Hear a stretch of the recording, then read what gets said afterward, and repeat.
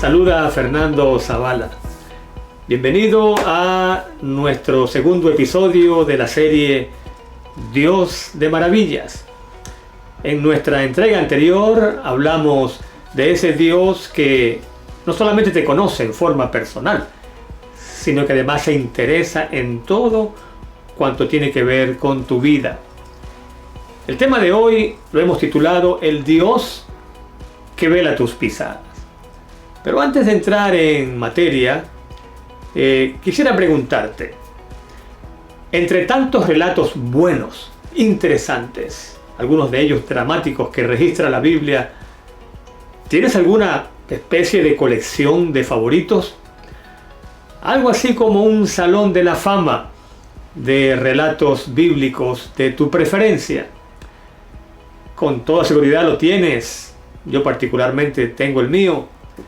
Y no creo que me equivoque si menciono que entre tus relatos favoritos se encuentran, por ejemplo, el cruce del Mar Rojo, la caída de los muros de Jericó, la multiplicación de los panes y los peces para alimentar a miles, la resurrección de Lázaro y tantos otros. Pero también me atrevo a asegurar que hay algunos relatos que no son tan dramáticos como estos que he mencionado y sin embargo están en tu lista de favoritos, porque ese es el caso mío. Hay algunos relatos que no son tan populares en aceptación, pero que por razones de enseñanzas particulares, verdades que transmiten, están en mi colección de favoritos. Hoy vamos a hablar de uno de ellos y lo puedes encontrar en el segundo libro de Reyes, el capítulo número 6. Tiene que ver con Eliseo y los sirios. No lo voy a leer de la escritura porque es un tanto largo, pero lo voy a resumir y lo voy a parafrasear. El caso es que Israel y Siria están haciendo preparativos para entrar en guerra. Pero el rey de Siria tiene un serio problema.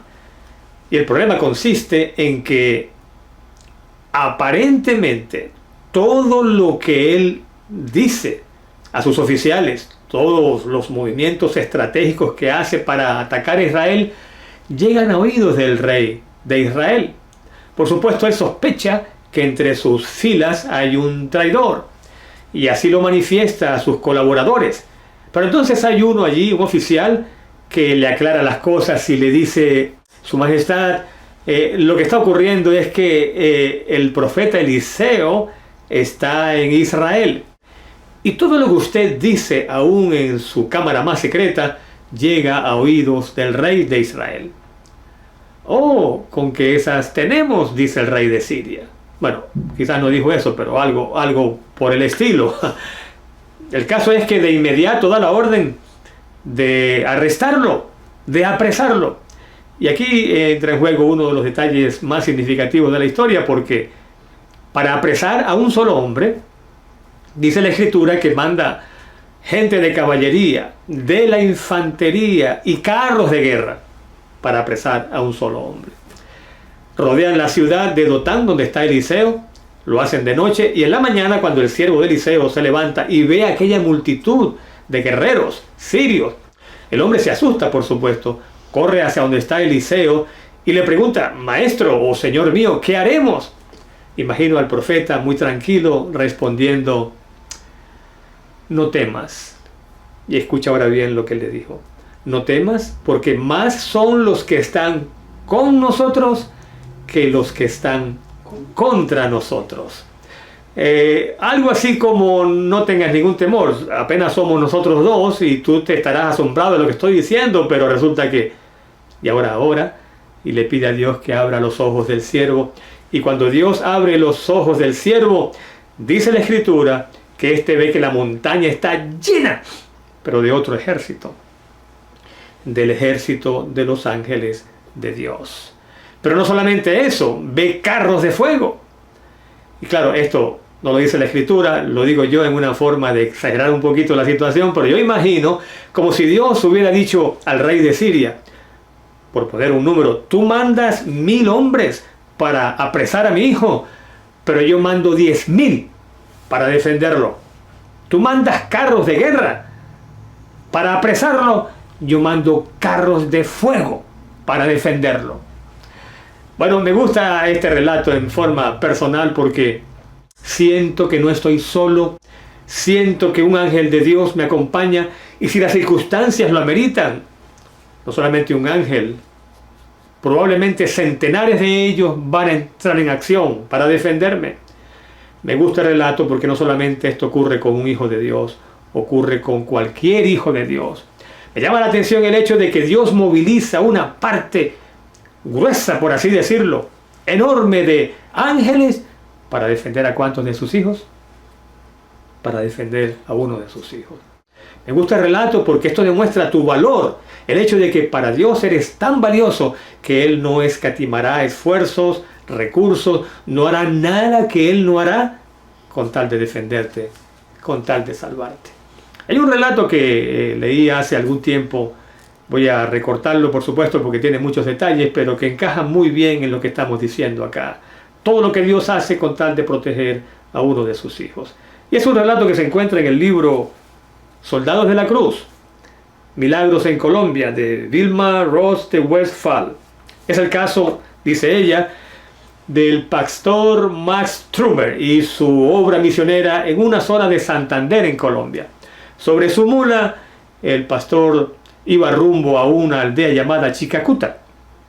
Pero ya el dirigente popular, religioso, había alertado a la población de que no le permitieran entrar ni abrir las puertas de sus casas.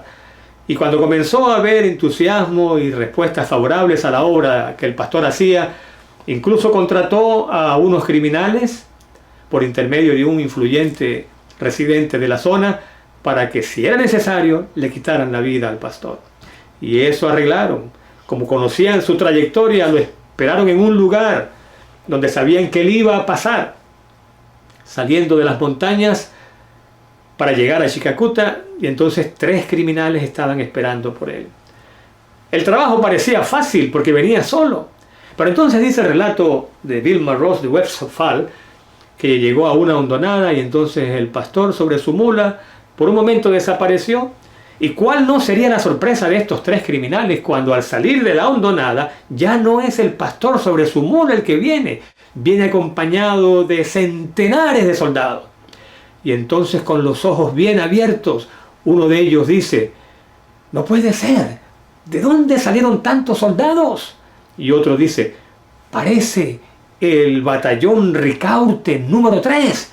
Y otro dice: este hombre debe tener mucha influencia en el ejército. Bueno, tenía mucha influencia, pero no en ese ejército, sino en el ejército celestial. Más tarde, después que ellos regresan, informan a aquel que los contrató de lo ocurrido. Parece que la noticia se divulgó.